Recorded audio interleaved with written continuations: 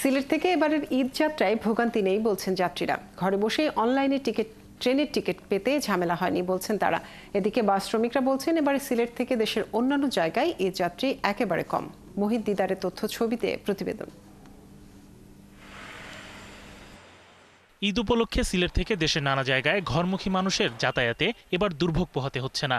বাস ও রেলের যাত্রীরা বলছেন এবারের ঈদ যাত্রায় ভোগান্তি নেই।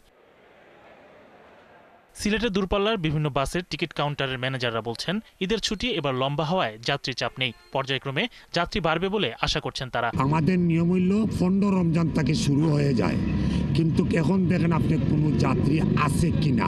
যাত্রীর অবস্থা তেমন না, যেমন যাত্রীর চাপ তেমন নাই। আগে যেভাবে ছিল এখন যাত্রীর অবস্থা খুবই কম।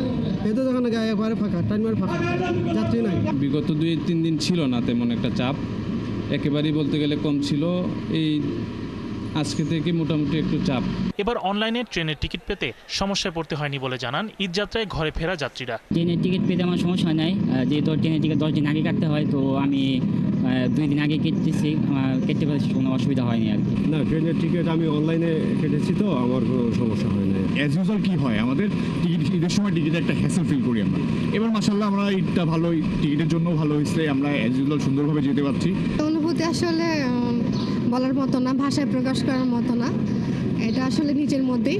বাসায় যখন যাব সবাই একসাথে ঈদ করব। সিলেট রেলওয়ে স্টেশন ম্যানেজার জানান সিলেটে ঈদের আগে যাত্রীর চাপ কম থাকে। পর্যটন নগরী হওয়ায় ঈদের পর কয়েকদিন পর্যটক সহ অন্যান্য যাত্রীর চাপ বাড়ে। আমাদের বগি সংকট রয়েছে, প্রতিটা ট্রেনে কমপক্ষে 18টা বগির প্রয়োজন, কিন্তু আমার আছে 13টা বগি, 14টা বগি।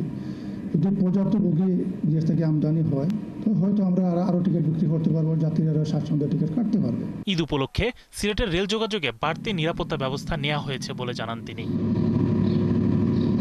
শরীফ আজাদ প্রীতম, ৭১।